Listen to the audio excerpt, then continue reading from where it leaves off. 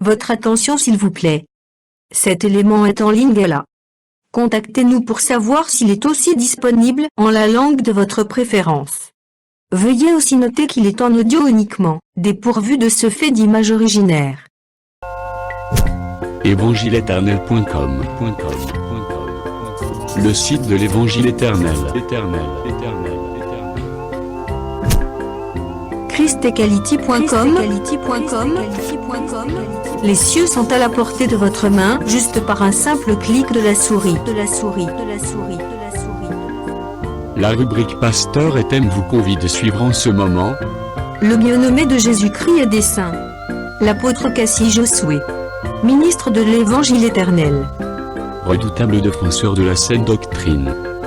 Auteur de plusieurs enseignements. A confié l'Évangile à plusieurs. Une vraie référence généalogique pour beaucoup. Grand missionnaire de l'Évangile éternel partout dans le monde, il est nommé même là où il n'a pas mis pied. Plus de 30 longues années dans le ministère. Suivez-le tous les jours sur évangileéternel.com, le site de l'Évangile éternel. Là, vous y trouverez tous les enseignements disponibles en texte, en audio et en vidéo, classés et ordonnés.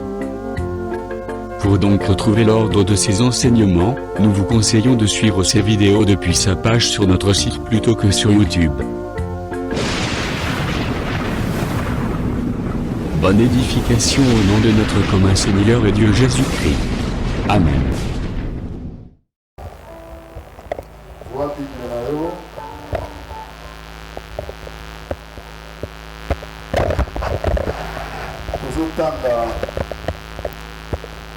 Ésaïe 45.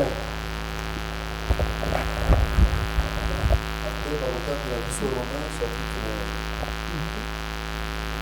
9, et la Ésaïe. Ésaïe 45, pour le temps verset 7. Donc, tu vas mettre autant d'amant du colon. Il a dit à partir du verset 5. Le temps dit la combo na ces micros, ils ont répondu bien. Je suis l'Éternel. Nazali Yahweh. Il n'y en a point d'autre. Mosusu azalite. Or moi, il n'y en a point de Dieu. Ibanda nanga banza musu azalite. J'étais saint. Nazalaki mosantu. Nakangiye na mokaba. Nakangiye mokaba. Avant que tu me connaisses. Liboso yo yebangai. C'est afin que l'on sache du soleil levant, au soleil couchant, que hors moi il n'y en a point de Dieu.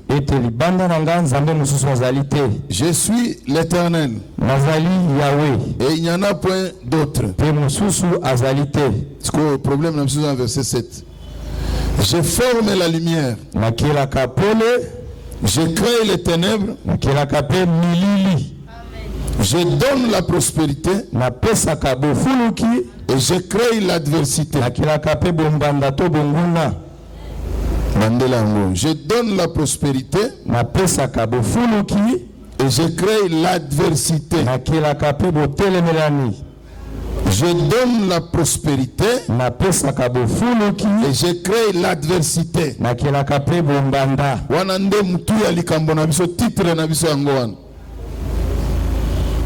Moi l'Éternel, j'ai fait toutes ces choses-là. Romains chapitre 8, 9.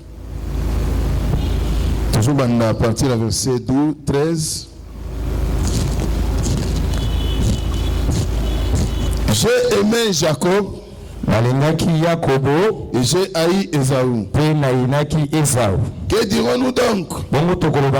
Y a-t-il un Dieu de l'injustice? Loin de là.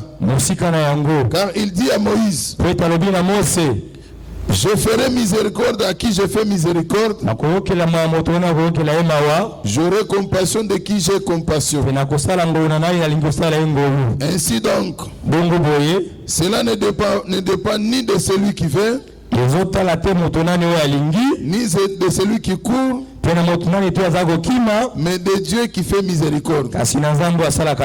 Car l'Écriture dit à Pharaon, je t'ai suscité à dessein pour montrer en toi ma puissance, afin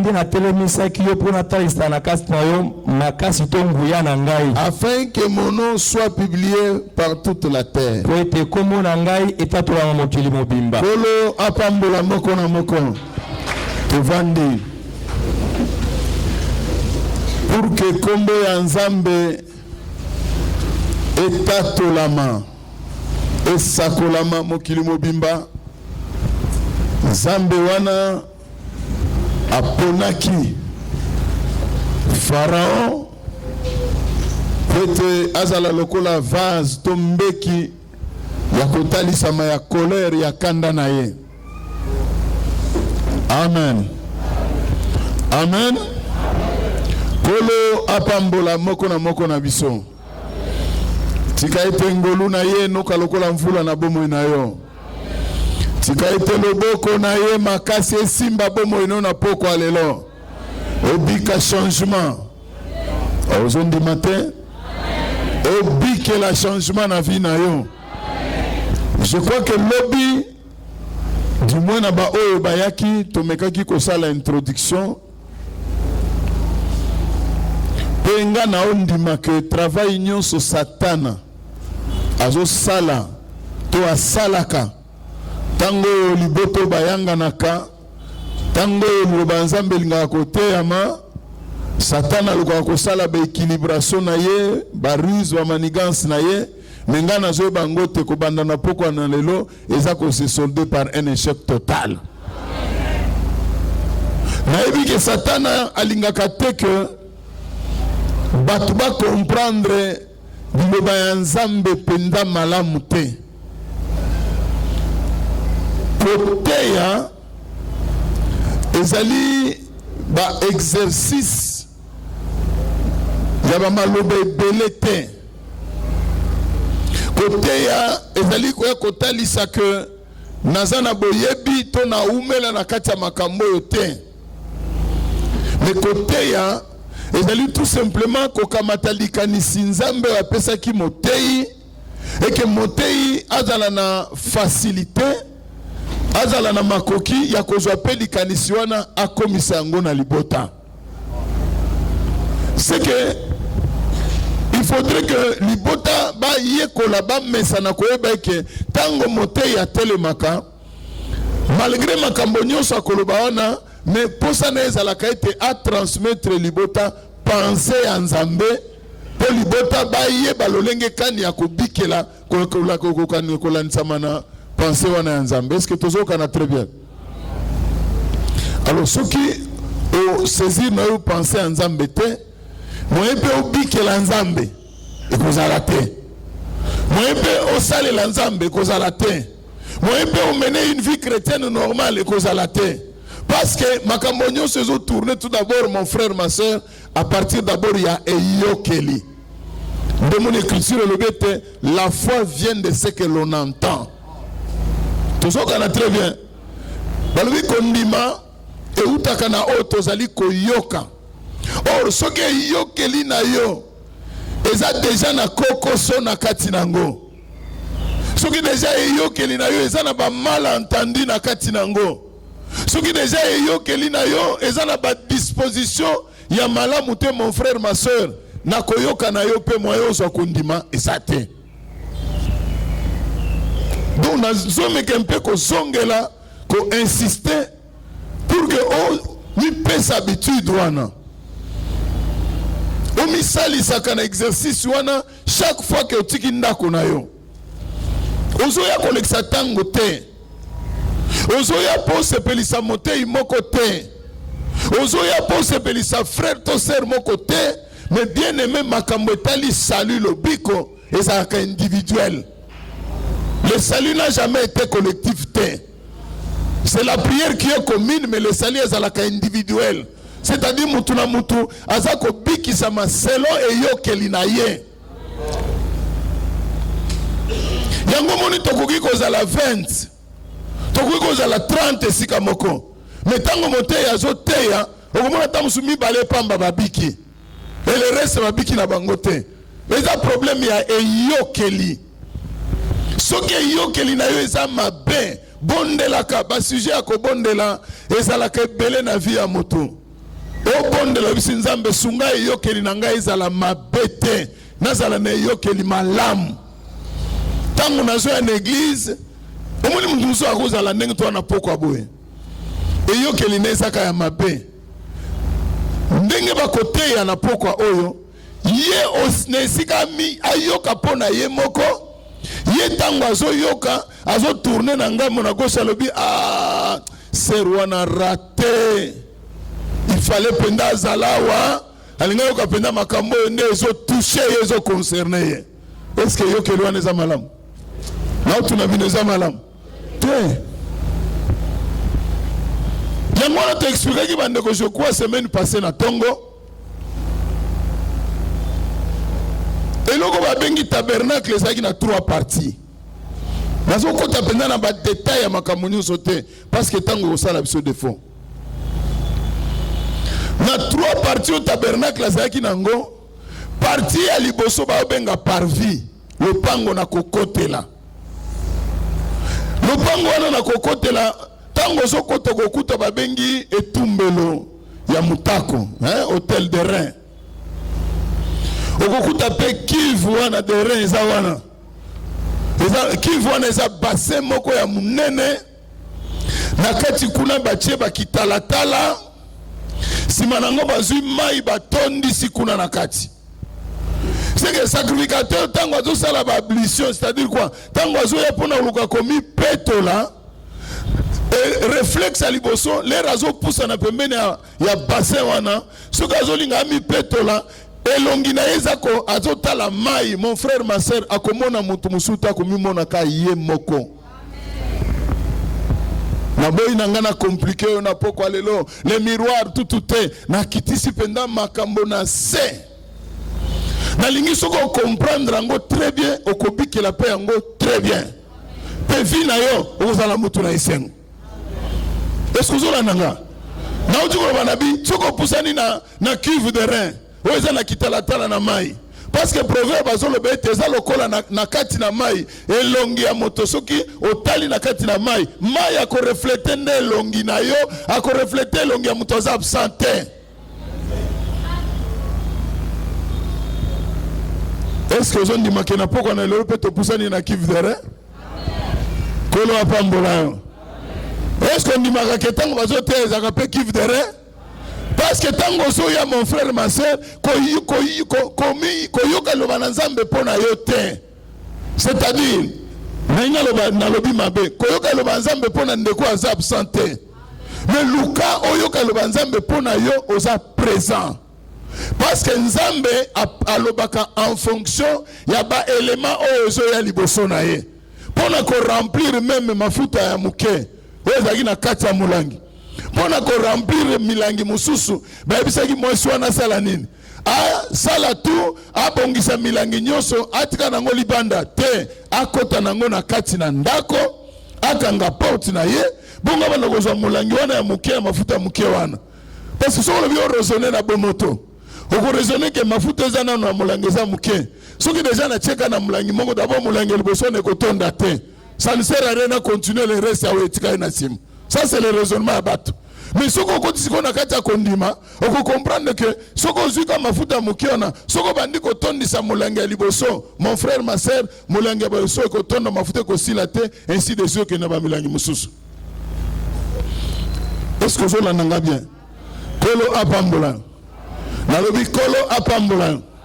Alors Luka mon frère ma sœur que tango to poussa na kiv de rein, omi mona yo moko parce que nzambe tango akoloba akolobela muto aza absente akolobela frère onano aza na nzela komi awa te nzambe tango bandi koloba akotenir compte na mitema nyonso oyo eza liboso na ye. Pourquoi? Parce que yende mutu ajijaka le cœur et les reins. Yende zana makoki ya kojije mitema. Et jugement ya Nzambe ndenge Pierre azoloba alobi, alobi soki bapagano bato oyo baza nano bato ya libanda basumuki bango bakobika na moto ekozala pasi mpona kobika na bango. Mais soki sikoyo biso bato toza na kati na ndako eke deja tozobika nano na jugement eloba na Nzambe obiki ya bato ya libanda ekozala pasi ekozala somo parce que Dieu est en train de nous juger maintenant, aujourd'hui. À travers la parole de Dieu. C'est un jugement de Dieu qui va s'exercer sur nous. Amen. Nzambe tango ko juger biso na fait ya jugement na ye Nzambe ako exercer o babenga ka miséricorde mawana ye. Mawana Nzambe ko kita na oyo nyonso ko simba mana motema na ye ako comprendre que Ninge Nzamba, tala mes frères bien-aimés, dans un jugement, si quand Nzambe nde na kata jugement zala na raison, peut-être yonde vous allez justifier na souka. Mais ceux qui na kata jugement, au commissaire Nzambe muto lokuta, et que yonde vous a raison, mais bien mes frères bien-aimés au kolongate, na expliqué on a pété. Et mon na jugement, jugement zanine, jugement est une façon à confesser l'ilo Nzambe. C'est que na mutu, na kotika la kozala mutu. Soki Nzamba kosunga ngate na za mutu. Mais soki Nzamba sungi ngai nde na kotalisa bonzambe na kati na nga. O comprendre? C'est que soki okutinga na kati ya mabe. Bien aimé, ndenge nous na kati ya mabe. Na koduka ko se justifier te.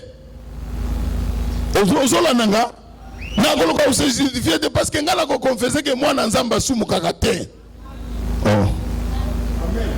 Ngai na ko confesser yo kutinga na kati ya mabe. Otuni ndenge nini nakobi biso te mwana Nzamba sumu kakate. Ngai ne omoni ngaboye, ngande naza na kati ya faiblesse, Nzamba permettre au mona yango pour soutenir ngana kati ya prière, ndipena za la molongi. Omoni jugement. C'est que il faut luka toujours que kotombo la liloba Nzambe na kati ya bomo ina yo. Mwana Nzambe ya solo. Bakuti yo na kati ya mabe akoluka ko se justifier na kati ya mabe te. Oh non, je comprendre. Eza nati na biso ba santo, tala, kozala mo santo, eza sujet, eza licence pour comme pécheur te. Polo pambola. Polo apambola yo. Aya na lisungi na poko na lelo. Na ebike eyo ke no déjà c'est bongi. Betela na no excuse maboko makasi.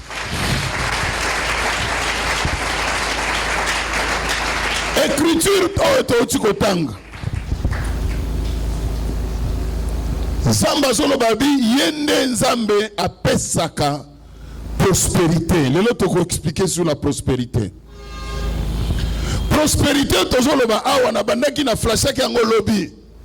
Pour dire que la prospérité d'abord c'est un état d'esprit.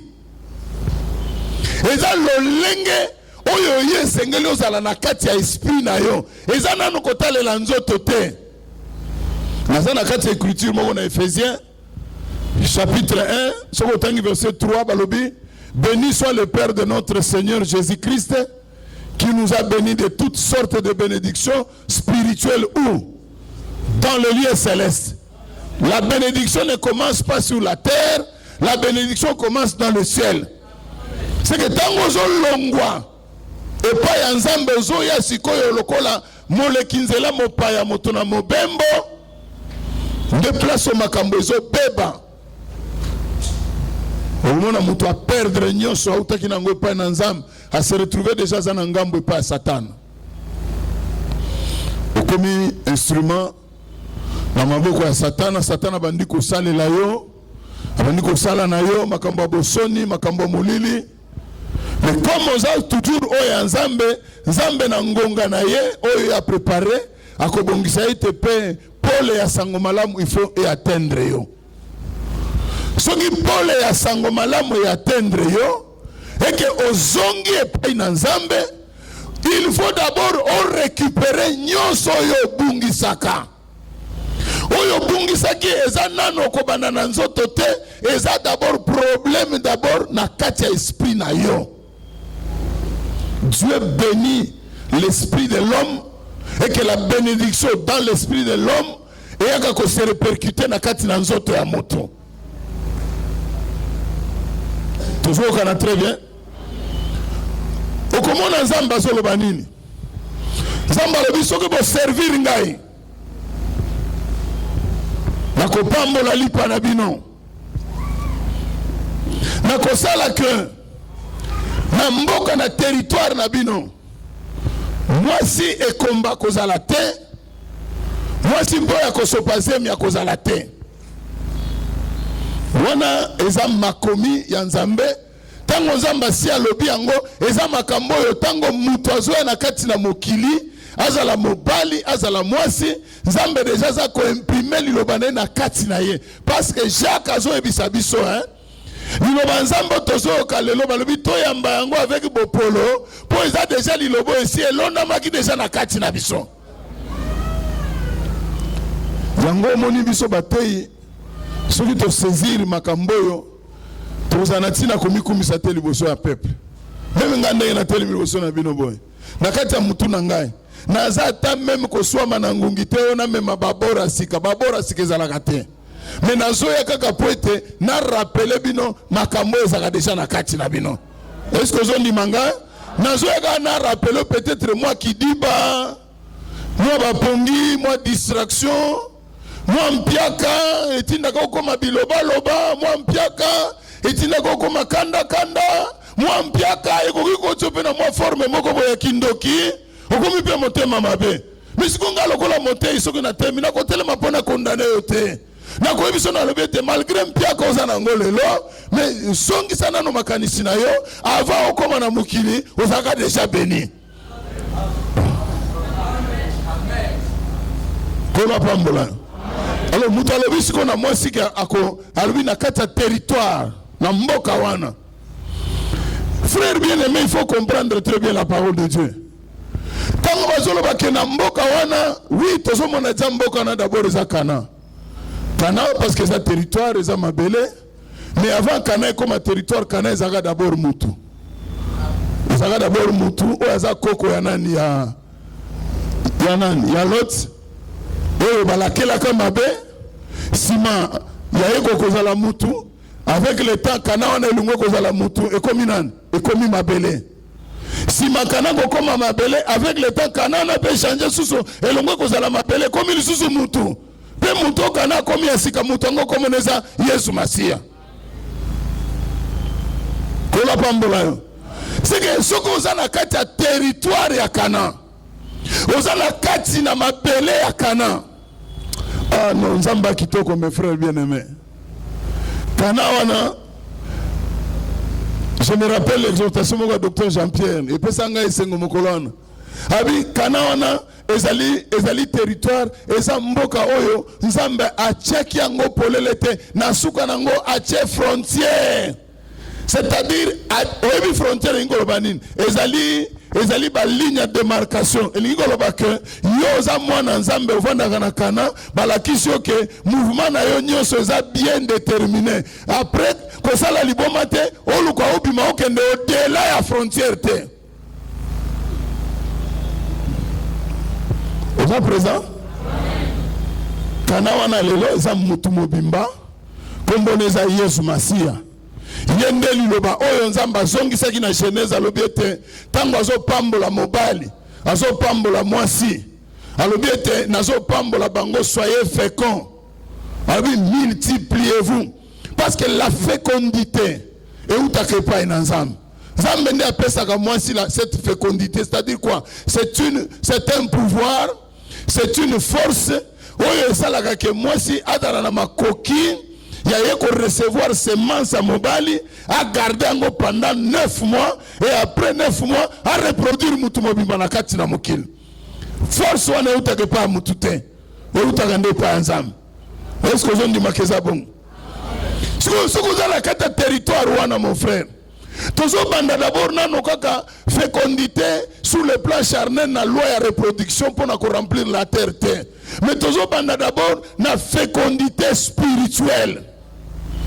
Parce que tous les bateaux na kat na l'église na biso baza fécondé, c'est-à-dire ils sont stériles bazali oisif, c'est-à-dire ce sont des gens oyo bazalaka na place mon côté babi tambola tambola baza na position fixe normale te lokola mwana nzambe te.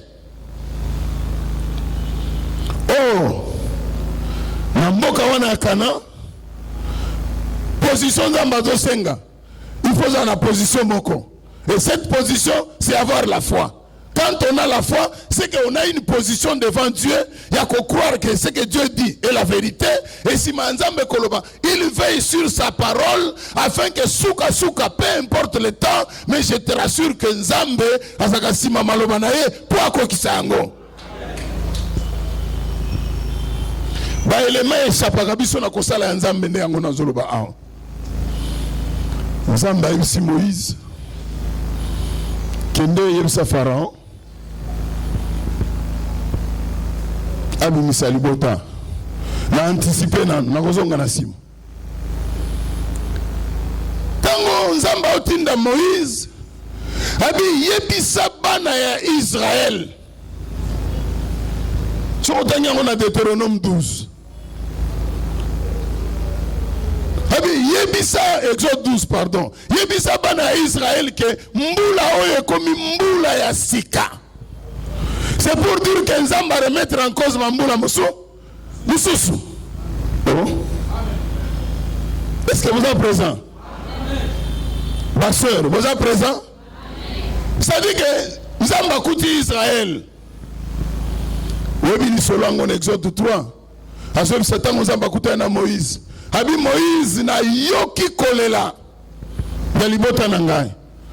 Moïse na moni souffrance na bango pe na moni lolenge baza ko nyoko la bango, c'est-à-dire quoi? Oh muto aza ko opprimer ye nga Nzambe na yebi. Amen. Mais kende webisa bango que lokola nga moko Nzambe na kiti en personne yebisa bango mbula oyo komi mbula nini ya sika. Ma sœur, mon frère, ozozela Nzamba sala na bomo inayo pour que Nzamba ya na lobiko na kati na pour que Nzamba ya na komonisa nguya na ye ezala na miracle na prodige, il faut d'abord yo obima na ta oya yo okota na ta ya Nzambe, parce que soko koti na kati na ta ya Nzambe te oko s'attendre le côté. C'est pourquoi au moment Jésus t'envoyé, Jésus a un langage abi, l'heure vient et elle est déjà venue. Ça dit que bangonga ezalaka na ngo bele mengonga penda ya makambo ezandele ya moni samiwan. Tango Jésus a côté en scène, tango Jésus a komona na wana, c'est que Jésus a na tam ya sika, un temps nouveau. C'est-à-dire que c'est ni na tango zaki kolela, et que c'est ni na tango zaki na kati ya mpiaka, parce que tango zaki na kati ya mpiaka c'est un temps. Mais tango Jésus-Christ a zoya sikoyo po akangola yo, il faut d'abord obosa na ta ya kolela wana, obosa na ta ya souffrance, obosa na ta ya ko yenga o comprendre sikoyo ke ko kangola mana ngai yango o profiter vers. Kolo apambola. Est-ce que zola nanga très bien? Abi yebisa bango. Mbule komi mbula sika, sanza pe komi sanza nini? Ya sika. Yonanga isok tezana kondima. Il faut nde tobima na bata na biso. Tobima na ba programme na biso. Nzamba sunga biso po de toya kokota na kati na ta ya Nzambe. Toya kokota na kati na programme ya Nzambe. Peut-être na zolo ba bozo comprendre ngote na ina illustrer ngo par un exemple. Baby likambo za ko se passer na piscine à Bethesda. Na piscine, il va que na mbula moko mbala moko mwanji moko za ko kita soki mwanji abandi ko ningisa mai moto oyo aza pembeni wana soko amoni mai bandi ko ningana moto ya liboso oyo akomi bwaka na mai wana nde moto akobikisama. Je voudrais illustrer ça ou comprendre nango bien. Et au moment bato bazaki na posa ya kobika suka basalaka nini bamemaka bambeto na bango bakomi kolala wapi? Bakomi pembe na pesi mutu nyonso azalaki na posa na problème na ye asala soki mai ningana asala nini amibwaka po atrouve nini solution na ye. Sikutango bamemi bambetu wana. Yeba pe za air moko boye pe nzoto réclamera il faut là la penda o se reposer. Sikutango maye ko bana anja ko kita. A ko tenir compte que yo là la ki na fatigue té.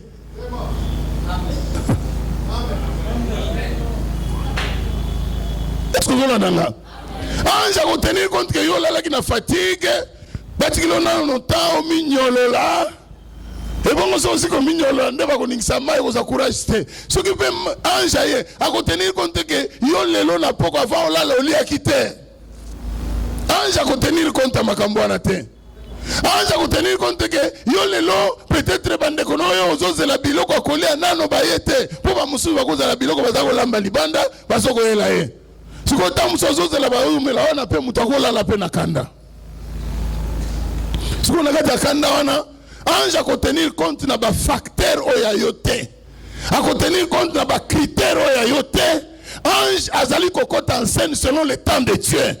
Il faudrait que le peuple soit préparé pour être mutuna muta comprendre que oyezata nzambe na mibwaka. Kolo apambola. Est-ce que on dit makande na oloba bona oningisa mai? Kana na oloba bona oningisa mai? Kane na oloba bosoka mi bwaki tala lilobe ko lata nzoto katina yo oyo ezalaki impossible kokoma possible oyo bato bandimaka te wana parce que Jésus azali oyo babengaka l'artisan des œuvres inachevées te mais azali l'artisan des œuvres achevées soka bandi mosala na kati no ma sœur mon frère lala pongi lokola bébé kolo apambola yo dimanche ko natana yo monita na yo ko yenga yenga okoma ba raisonnement trop est-ce que peut-être situation ngana kobika malade openda no muni mususu abandi ko condamner famille na bango nganzambe na ebaka kuteloko ni nesalaka te na yela la famille abali bakala famille ba problème oui famille ba problème wana nzambe comme vainqueur ayebaki ke yo koyela ka famille wana parce que soko kangami na ye akosala pe vainqueur ozondi mate po nini akosala vainqueur yango to bana yikoloba mon frère ma soeur que nzambe nde muto apesa ka prospérité apesi yo prospérité c'est-à-dire quoi à bénir yo babi qui nous a bénis de toutes sortes de bénédictions spirituelles dans les lieux célestes en Christ.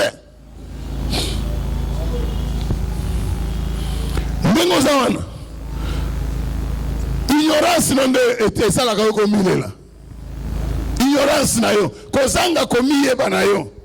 Ne ça la ko mimona ke, oza ko se sous-estimer, oza ko mimona ke zelo ko pamba, oza ko mimona ke nzamba ebiote. Non, Dieu te connaît. Nzamba ebio. Sikuru yoka. Nzamba pesi prospérité. Mais expliquer un peu bien un exemple moko biblique. Tata moko boya zaki na bana na ezomi na mibale. Na Bible. Na kati bana zomi na mibale wana atali na kati zomi na mibale ezaka na mwana moko alingaki makasi. Mwana ngoko moneza Joseph. Tellement qu'alingaki mwana Joseph balobi ke atongela ye elamba ya balobi un vêtement de distinction quoique c'était un vêtement ya ba dignitaire ya kolakisa keto ya zankumu mais ezalaki pe elamba oyo ezalaki ko kesanisa ye na bandeko na ye ozola nanga très bien sikoyo bolingo ya tata epa ya mwana Joseph na elamba tongelaki ye siko bolingo wana ya tata esali nini bolingo ya tata ebandi ko punzwa na kati ya mwana wana parce que bolingo ya Nzambe na kati ne ko tiko bongo te bolingo wana ebandi ko punzwa na ko punzwa nango mokolo moko mwana wana alali azwi ndoto poso bandoto mibale ya liboso bandeko na ende balimbolaki ya mibale tata muto alimbolaki naza na tante ozola nanga batuniso ozola nanga ndoka bandoto wana ezalaki deja kotalisa ya lipamboli ya tata na kati ya mwana déjà nzambe a tracé déjà lolenge mwana na kozala na kati ya na kobika na ye. Eloko wana eza déjà prospérité ya nzambe bapesi na Joseph. Est-ce que vous croyez que ça bongo? Si nzambe apesi Joseph la prospérité, il ne donne que la prospérité te. Si on apesi prospérité, yebete tikali moko. Parce que nzambe alingaka mingi équilibre. Vous dit maman te pani. Tango apesi prospérité, atali na ngamba Joseph apesi nini? Adversité bonguna. Tolo ba makambo yo bimana komona banguna tuma bandoki ya pamba pamba ya lupango ya balabala. Wale tuzo banzeta kombo ya pamba banzeta limete ya mike.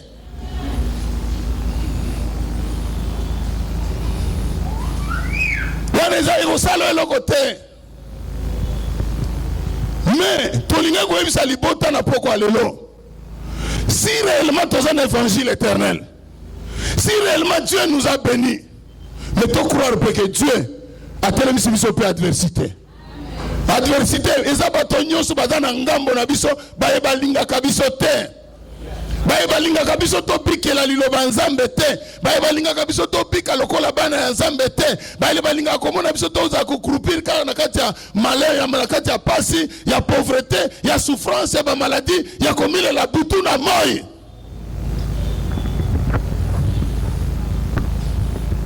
Nzambe ndi mtu atelemisi banguna wana. Ebi pourquoi nzambe atelemisi banguna? Batu bakwede yo po accéder na lipamboli. Batu bakwede yo po bikela lipamboli mobimba na kata nzoto na yo. Ezande banguna na yo. Toutes les fois bawanda konyonga yo komile la te. Yo comprendre que nzambe ndi mtu atelemisa bango parce qu'il prépare de bonnes choses pour moi.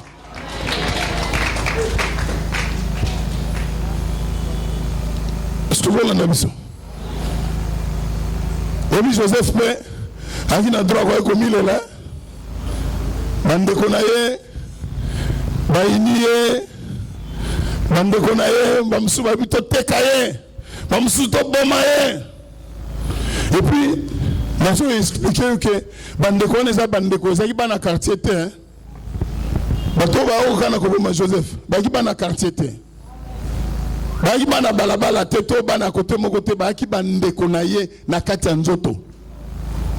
Ndemoni Jésus solo balobi ete ki ennemi soko yambisa ngo malamu ya liboso iko bana na famille na bino. Amen. Ondi mamen to bwana. Pourquoi ki ennemi ko banda? Ezali ki ennemi ya nzoto te. Ya bitumba ya nzoto te. Ya bitumba ya molimo. Il faut y comprendre des positions n'état spirituel, non pas dans la chair. C'est un combat spirituel. Donc, au moment où nous avons un combat spirituel, combat spirituel. Ça, c'est un faux combat. Oh, dans un faux combat, vous avez déjà perdre niveau de combat dans le bandit. Le combat spirituel, il faut comprendre que yotika na position ko salaka malam. Ndio moni Yesu solo ba bien. Ennemi na yo, ennemi eza muto lokaka esengo na yo. Ennemi eza muto lokaka ko bonheur na yo. Ennemi eza muto lokaka ete okufa olimwa, omona na kuta tate Yesu alo bien. Muto comprendre que c'est ennemi, soko azana nzala zo biloko kolia, pesa ye. Combat spirituel angoana. Et puis combat spirituel et le but est que bengana batunanda kuna yote. Ça c'est 17e riz, c'est démoniaque, satanico, enférique. Combat spirituel que yozana nzambe ya solo. Benda tabango nyonso na mboka baya na ndaku na yo.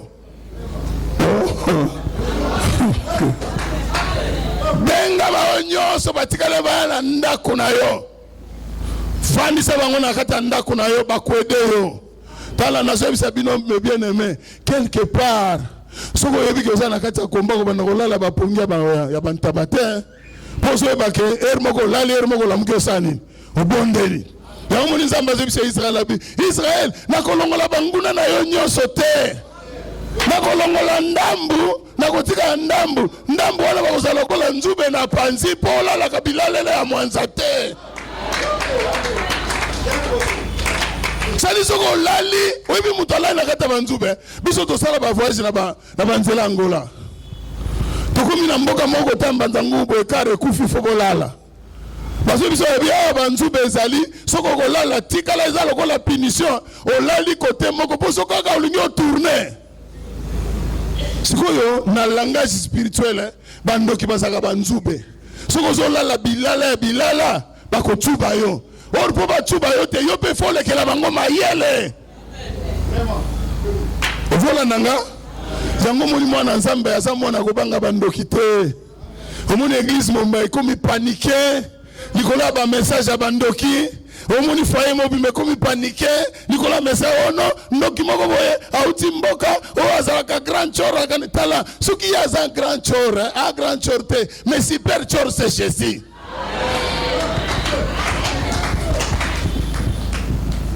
Et puis nazo yebisa yo moto na ba confession mama olangya oh non ba otakenga na lemba tika na zo ndako moko na kati ya mbinza nde na kozala kimia lukutana yo nazo zongela lukutana yo mokolo babwaka ye na likolo tanga apocalypse bakoyebiso mokolo babwaka ye na likolo aokipa territoire nyonso ya se aza na mai ana zamba ana mupepe abisika nyonso okokima ete.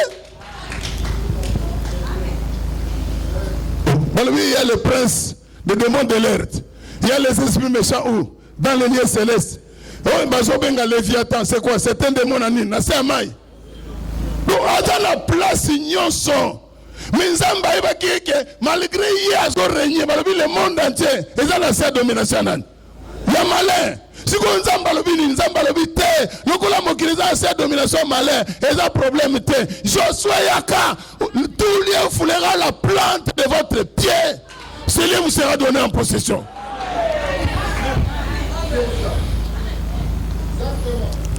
Amen. Bimana ba confession zangatina. Bimana ba confession zangatina. Bimana makanisi ya baton. Nous avons le pouvoir à influencer le monde. Avec le nom de Jésus que tu as, mon frère, ma soeur, en prononçant le nom de Jésus,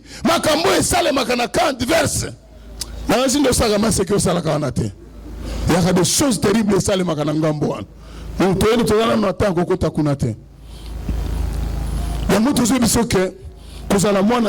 tout un pouvoir. Amen. C'est tout un pouvoir. On a investi dans le pouvoir céleste. On a investi dans le bokonzi à l'ikolo. Yo bakui ko simba yo te. Yo bakui ko sakana na yo te. Bisika nyonso konyata. Yo nde mtoko konza. Il faut faire attention à maloba munoko na yo. Il faut faire attention à maloba. Obi na sekaka ba mama ebele. Okomona na tongo afingi mwana afingi bana na poko kangi kitambala ye lusamu kaka munoko wana na tongo bimisi mai mususu ya mabe kaka munoko wana na poko yobimisa mai ya malamu te o se vérifier oza mai yoyo nano okutana na mai ya Torah solo te parce que soko okutana na mai ya Torah bimaka sa porte kuna na ngamba orient ekwasenirio ekopetola yo mbindo ekolongwa okozala ka mama olobaka kaka kitoko malamu. Il faut maudire, il bénir. Il n'est pas compliqué une explication. Comme maudire, bénir, il faut se savoir bien parler. Donc, bénir, c'est savoir bien parler. Maudire, c'est savoir mal pas parler. C'est que vous non pas na bolam, vous avez na mabende ko la kila mutu mabe. Vous avez on dit maben to ban. Omoni biso hein. Il faut tout ça là. Kupambulo na zolo bawa na olo bangolo ko ba branamiste te. Que Dieu te bénisse. Que Dieu te bénisse. Wana biloko monsieur comment ba hypocrisie. Que Dieu te bénisse. Monsieur ko bénir pembeni. Au monde ka José Bononde na bia tika c'est un païen. Maintenant, mon amourine, que Dieu te bénisse. Il faut bisoto là que nous avons là la parole. Il faut y bakolo bakamalamu ya sœur na yo. Il faut que le malamu ya frère. Il faut que le malamu ya moté. Mais toi la mission ba vanda bango ba oyo mituna bango ekanga kaka ba histoire ya 74 o kinganda kweyaka kingani kuna baboka libanda mais makambo malamu toko sa lelo ya za kuna te. Ça c'est la sorcellerie. Et puis il faut toquer na banjia à Satan. Satan a voulu présenter bisoka kindogi na forme mutuko pumbwa. Mais muto to ana pembeni ya mutema mabe wana. Aula kisabiso yango te. Parce que kindoki ko nazo bisabino. Sorcellerie base nango ezande mutema mabe.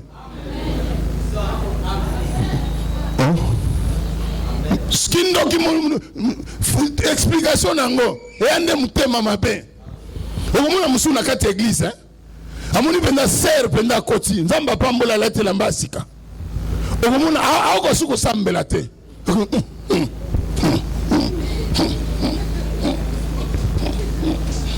abandika ko manga na yemoko abandika ko toka yemoko ana kimia ta ko mimala lese siko yozolo ka kindoki foka wabe oh frère songo kula wandoki ndoki penda ndeye wanate.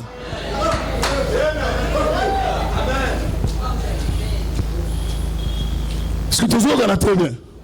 Yango moni balobi batela motema na yo koleka biloko nyonso. Il faut faire kana motema na yo.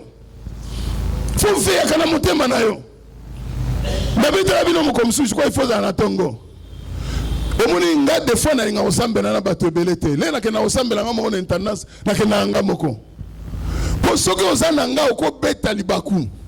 Pour modèle na kosambela ko balokotela bi moto penda pe akomi kosenga nzambe akangule na kolula yapa komi kolula bitumba to na monde bitumba akonza la pele kina motema na nga atie moi sentiment bana kolula wana ngana kovanda na ngote.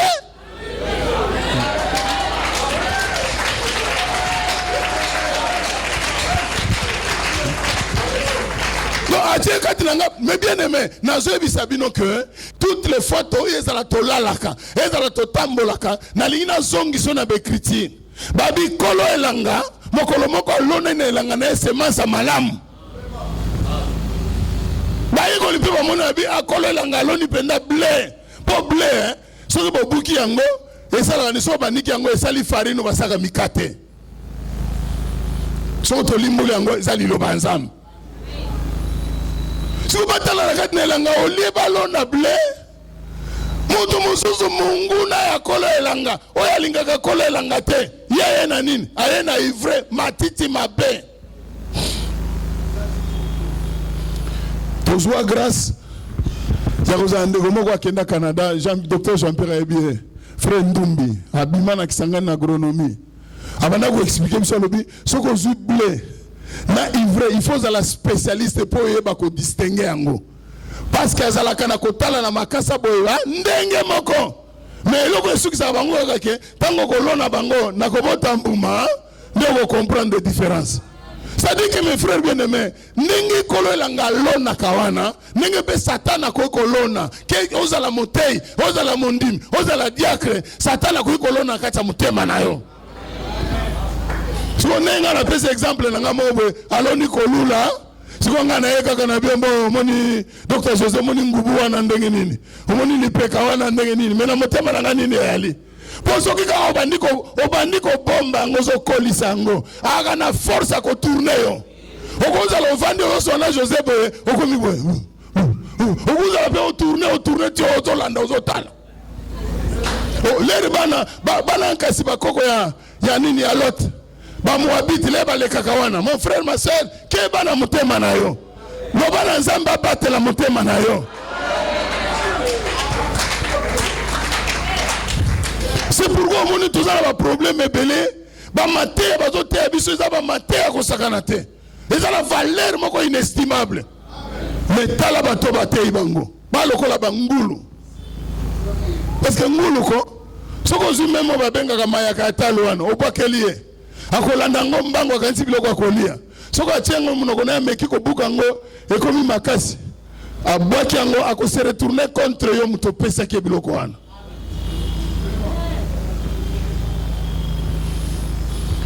une église, je vais être, oh, ya pesa yo bomengo, a créé la openine. Adversité. Babi, notre adversaire, notre adversaire, Babi Asani, il rôde. Azo zungulu kato tala, akuti yo kaka o tike espace amuke, akoti. Et puis, nazo ebisayo, hein, Satan ako, de façon à même na buso, bakota la même connaissance wana ngote. Nous avons la connaissance c'est la lumière, connaissance c'est la vie, et de sa force pour te tango koya ou discerner que oh ça c'est l'ennemi. Nous avons la connaissance. Connaissance c'est d'akabiso pour dans un discernement. Il y a des esprits, tu vas éprouver l'esprit. Parce que l'esprit n'y se présente pas dans biso et c'est l'esprit en zambé. Soit tes esprits en zambé, soit tes esprits, il y a Satan. Est-ce que l'on dit là? Il donne la prospérité. Comme on a non yango moni batu ba bungi na buzoba na bango ba ministre de la prospérité ba komi ba premier ministre de la prospérité ba kolo prospérité tala ba ko sayote kolo prospérité zanzambe et akamutu na sa moite omoni même nga mote na ote abino na ko te sur la prospérité même mokolo nzamba akopambola yo nanga mo na kokamba na bani kutuna esale mindenge nini metamusu na ebite keza mokolo na telema kawana ne mokolo nzamba déclencher ka lipambolina kolo apambola baye koli baye kotala na elanga oh comment kolo elanga lona ki matiti ya malamu comment expliquer que il vrai comme yeso surtout kate abi on va éviter ennemi na ngai abi non pesa biso tanto ke ko pikola éviter tika nyonso yango biso assemblée de saint université 83 tous on a besoin pe bando ki bazala oh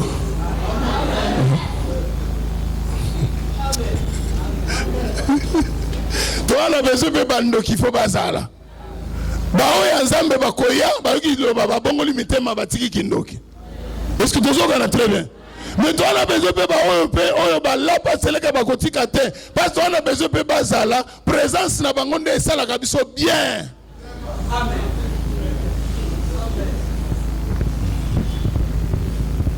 Kolo apambola yo. Siko toujours que notre pasteur linga to sambela mke. To bandi ko tanga romain. Zamba so parler Moïse nanani. Na pharaon.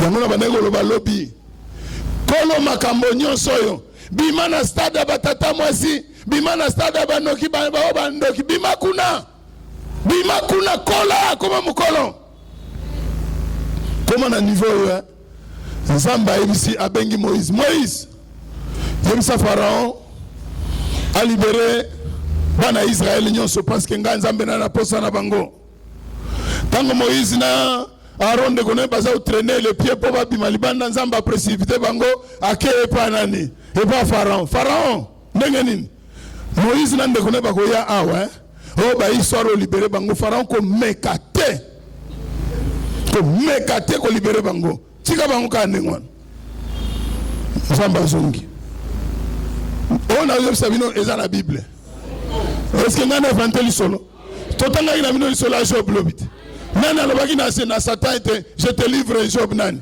nzambe Job abatazaki wana azaki wana il y a de ces choses et c'est pas ça kutu biso ka innocent non il faut tchaka na mutu na yo que ça soit tango tambola kana nzela tango peut-être uzaka na ndako mama ozolamba obongisa ndako na yo yebete zala batumsu ba okotelo réunion nini bako détruire yo ndenge nini bakosiliso na libala wana ndenge nini bakopelisilo moto baboya yo bapengana yo bazalaka sikoyo il faut bima na ba distraction wana totanga kilomiti nzambe tanga basolo na Satan nasuka na ngo nzambe bisi Satan nini va je te livre abina kabelio mais apesi sikoyo modele nini sengele asalela kolo apambola nalobi kolo apambola yo nazongeli kolo apambola yo betela nano esikusi maboko makasi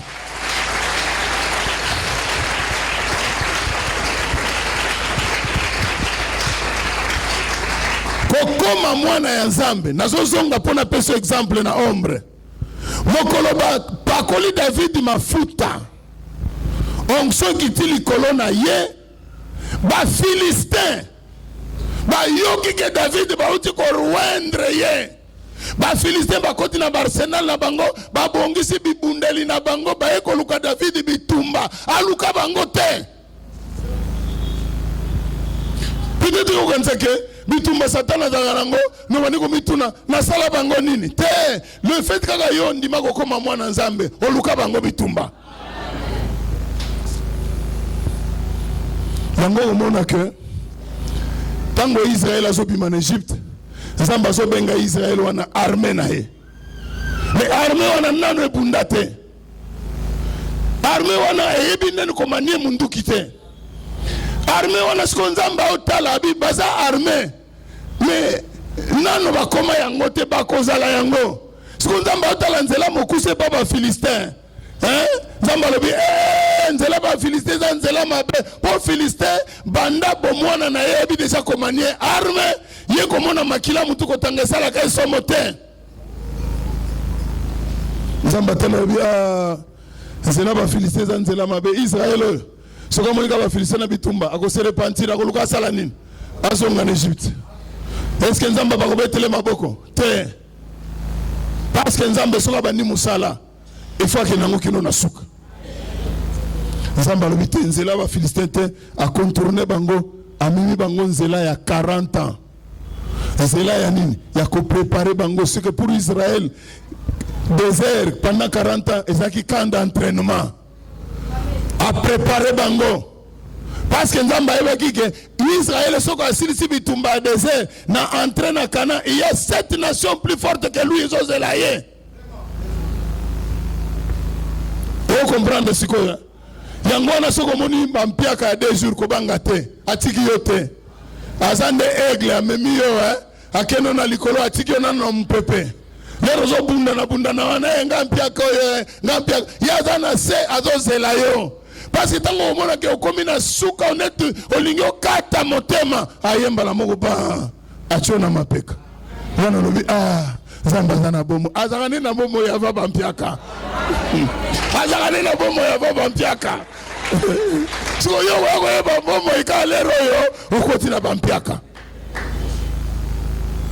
est-ce que ozolanda biso yango tozoloba ke présence ya bandoki eza na biso kosala biso eloko moko yo te po tokozwa mpe mutu na kindoki na ye po tobenga na ye po alingi otika kindoki te butike kaka mais bolandeka na procédure aloba ya nzambe est-ce que olandinga bolande na procédure aloba ya nzambe donc il faut masero comprendre que lelo nalingaki nde koatira attention na yo ke soki nzambe apamboli yo yeba ete nzambe akotelemisela yo bonguna na bonguna wana po olala bapongi te po ozalaka mporte na esengo na loyenge ya libala te mais fo yeba ete soki nzambe apesi yo libala yeba ete bonguna mpe eza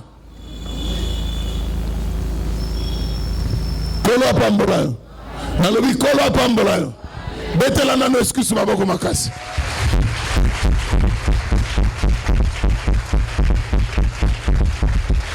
alors il faut zala malamu na libota na bino il faut yeba ndenge ya se comporter il faut zala na respect na mutu nyonso il faut yeba ko respecter tata ko respecter mama ko respecter yaya pe ko respecter leki peu importe message nzamba ko lebele pona mutu mais yeba ndenge nini ya kozala na sagesse okozala un homme puissant awa nous sommes dans l'exhortation oyebi okozala lokola Eli non Élisée mutu azalaki na nguya Élise ko na kati na ye mais ye moko tango akufi aza na bakoki ya komisekusa te ozolandanga ana nguya Élise kwa atelikoke mikuwa na ye meme tango mutu akufi babwaki kuna na kati mutu aseki mais ye moko ya Élise ko ako komisekusa te il faut faire attention donc il faut yeba que capacité on nzamba tie na kati na yo yeba yango linga yango sepela nango yekola ndenge ya kotia yango na musala po eza bomengo na yo pe eza esengo na yo parce que tozongana très bien Kolo apambola moko na moko. Est-ce que vous comprenez que mutu akelaka bonguna eza nzambe? Kokangela ndeko no kanda te.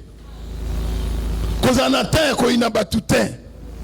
Kozala na te kolekisaka onga balinganga te. Onga te kolekisaka tano wana te. Yonde zala vraiment à l'écoute na oyo nzambe aza kolobela yo. Linga nzambe à travers l'enseignement. Yaka na église kota ba programme nyonso lo sam. Okomema musika penda te. Mesoko kako mitiki ovande ko banda kotala bato. Nzambe nde aza kolo ba conflit, créateur ba conflit, créateur ya opposition, créateur ba contestation, créateur ba haine, créateur ba rejet ezaka nzambe.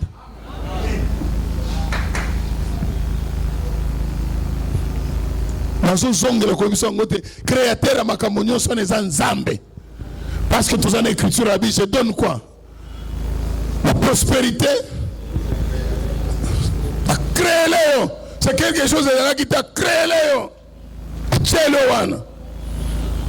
Autant la psycho disposition à monter manayo. Yango mona ome ma Israël. Yemoko 3 jours ma ezate.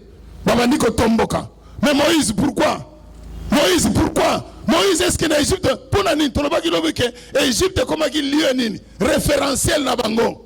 Zoga nenzambe tango abimisi bango na Égypte alingi pe abalaye Égypte na kati ya mentalité na bango pour na bango Égypte ezako ezala suko exister te bakoma kotalela nyonso nani nzambe. Mais bango bakomisaki Égypte lokola pe mbanda ya nani ya nzambe. Suka botomboki na bango bakomaki unda puto babi balobi nomo un chef bakomi ko kutu ba nommer capitaine moko akokamba bango bazonga na bango na Égypte. Sauf que nzela ezaki pasa ko ba sunzela te kolo apambola yo na ningina no telema likolo tento kotana na kati ya losamu. Merci d'avoir suivi ce message et que Jésus-Christ vous bénisse. Si vous avez une question à l'intention de l'homme de Dieu, si vous voulez que l'homme de Dieu prie pour vous, si vous voulez vous confier à l'homme de Dieu, ou si vous voulez tout simplement bénir l'homme de Dieu, contactez-le directement si ses coordonnées sont disponibles depuis sa page. Sinon, contactez-nous et nous lui transmettrons vos préoccupations. N'oubliez pas de faire un tour à notre page évangélisation pour voir en quoi vous pouvez vous rendre utile à Christ par cette œuvre. Que Dieu vous bénisse tous. Amen. ChristQuality.com. Les cieux en un clic de la souris. Évangile-éternel.com, le site de l'évangile éternel. Christ et Quality Fondation, équilibrer la manne ramassée dans le désert de sorte que chacun ait un numère.